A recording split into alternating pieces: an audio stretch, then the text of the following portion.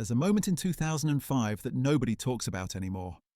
Michael Owen, 25 years old, standing on the touchline at the Bernabeu, watching Real Madrid play without him. Again, the cameras don't linger, the commentators don't mention it. But if you look closely at the footage from that season, you can see it in his face. Not anger, not frustration exactly, but something closer to realization. The boy who ran past Argentina at 18, who made grown defenders look slow and clumsy, who seemed to have been born with a finish so clean it looked inevitable, that boy was gone. And the man left behind was trying to work out what came next. We remember Owen for the sprint, for the goal against Argentina, for the Ballon d'Or at 21. We remember him as the wonderkid who somehow became ordinary. But what if the story isn't about decline at all? What if it's about something harder to talk about? The moment when your greatest strength stops being enough and nobody, not even you, knows how to replace it? Michael Owen arrived in 1998 like an answer to a question English football had been asking for a decade. Since Lineker, since the late 80s, there had been strikers, good ones even, but nobody who felt inevitable. Nobody who made you lean forward in your seat before the ball even reached them. Owen did. He was 17 when he broke into the Liverpool first team, and the thing that struck you first wasn't just the pace, though that was absurd, but the composure. He didn't look like a teenager. He looked like someone who'd scored 1,000 goals already and was calmly working through the next 1,000. By the time France 98 came around, he was 18 and Glenn Hoddle had no choice but to take him. The press called him the future, the senior players called him kid. And then, in Saint-Etienne against Argentina in the round of 16, he picked up the ball just inside the halfway line and everything changed. You know the goal. Everyone knows. The goal.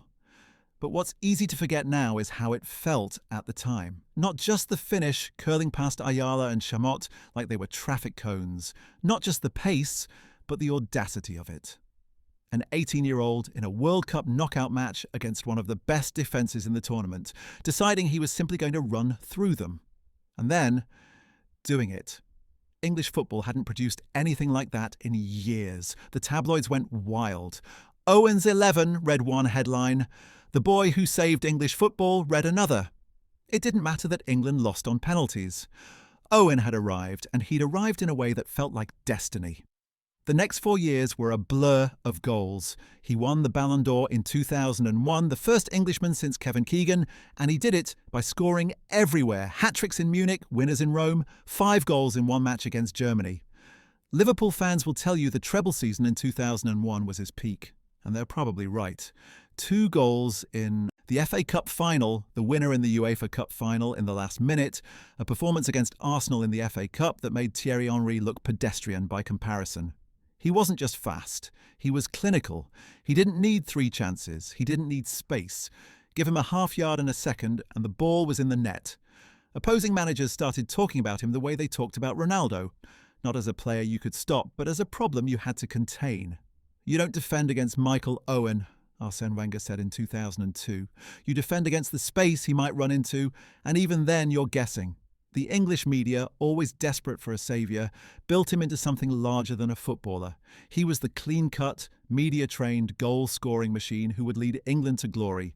He didn't drink, didn't party, didn't court controversy.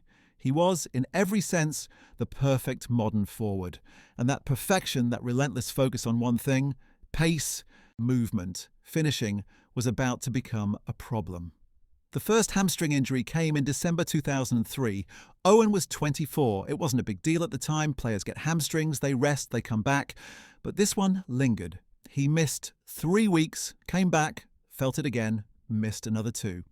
By the time he was fully fit, Liverpool's season was nearly over and something had shifted. Not dramatically, not obviously, but if you watched closely, the acceleration wasn't quite the same. The gap between him and the defender, the one that used to open up like a canyon, was narrower now. He still scored, of course he still scored, but the margins were tighter. Then came the move to Real Madrid in 2004, and this is where the story gets complicated. On paper, it made sense.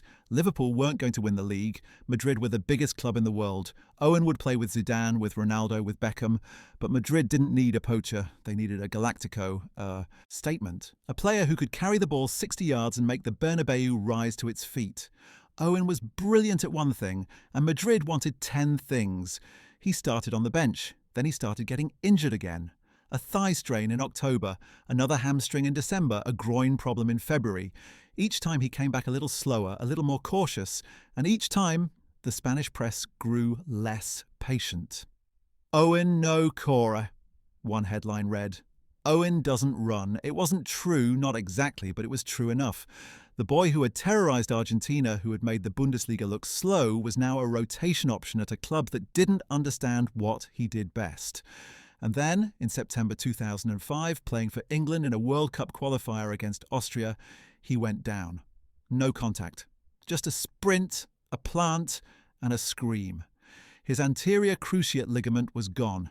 He was 25 years old, and the thing that made him Michael Owen, the thing that made him inevitable, was suddenly, violently, in question. The surgery was routine, the rehab was textbook. But an ACL injury in 2005 wasn't what it is now. Players came back, sure, but they came back different, slower, more cautious, less explosive. Owen spent a year out of football, and when he returned in the summer of 2006, he wasn't the same player. Newcastle signed him on a free transfer, and the move felt like a statement, not of ambition, but of pragmatism. He couldn't play for Madrid. Liverpool didn't want him back. Newcastle were mid-table, unambitious and willing to pay his wages. The first season was fine. He scored 11 goals, looked sharp in patches, but the pace was gone. Not diminished, gone. The runs that used to leave defenders trailing now left him level. The half-yard he used to create out of nothing now required a perfect pass and a lucky bounce. And the injuries kept coming. Another hamstring in 2007, a groin strain in 2008, a thigh problem in 2009 by the time he left Newcastle. In 2009, he'd played 62 league games in 3 seasons. 62. For a player who'd once been indestructible, who'd played 50 games a season without blinking, it was a kind of slow erasure. And the worst part wasn't the injuries. It was the narrative. The press, the same press that had built him into a saviour, now talked about him like a cautionary tale. What happened to Michael Owen? Read one feature in The Guardian. The wonderkid who burned out, read another. It wasn't fair, not really, but it was sticky. It was the kind of story that replaces the truth. What nobody talked about, what nobody seemed to notice, was that Owen was still scoring. Not as often, not as spectacularly, but he was still doing the thing he'd always done, finding space, making runs, finishing chances. At Manchester United, where he signed in 2009, he scored the winner in a Manchester derby in injury time. He scored the goal that kept United in the title race in 2010. He wasn't a starter. He wasn't a star. But he was effective. And yet the narrative didn't shift. The media had decided what his story was. Wonderkid, injuries, decline, and nothing he did could change it. His own teammates didn't help. Rio Ferdinand later admitted that some of the United squad saw Owen as past it when he arrived. A name from the past rather than a player in the present. Owen himself seemed to accept it. In interviews during his final years, he talked about his career in the past tense, as if it had already ended. "I was quick once," he said in 2011. "That was my game. When that went, I had to find something else. I'm not sure I ever did." It was a brutal self-assessment, and it stuck. When he retired in 2013, the tributes were polite but muted. The BBC ran a montage of his goals, the tabloids ran retrospectives, but there was no parade, no fanfare, no sense that English football had just lost one of its greatest strikers. Instead, there was a quiet consensus. Michael Owen had been brilliant once, and then he hadn't, and that was that. But here's the thing, if you go back and watch his career, not just the highlights but the full matches, the story looks different. Yes, the pace went, yes, the injuries were brutal, but Owen, at 28, at 30, at 32, was still a better finisher than almost anyone in the league. He still found space. He still made runs. He still scored goals that mattered. The problem wasn't that he stopped being good. The problem was that he stopped being what people expected. English football in the 2000s didn't know what to do with a striker who couldn't run past people anymore. It didn't have a language for a player who was still effective but no longer explosive. And so it wrote him off. The narrative became the truth.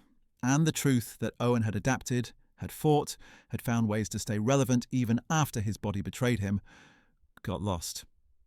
We remember the sprint against Argentina. We remember the Ballon d'Or. We remember the injuries. But we don't remember the fight. We don't remember the player who kept scoring, kept contributing, kept trying to prove he was more than one thing. And maybe that's the real story. Not the decline, but the refusal to disappear. Not the wonderkid, but the man who had to become something else. Today, when we talk about players who lose their pace, we talk about reinvention. We talk about Cristiano Ronaldo becoming a poacher, about Arjen Robben learning to cut inside, about how the best players adapt. But in Owen's era, that conversation didn't exist. You were fast or you weren't. You were explosive or you were finished.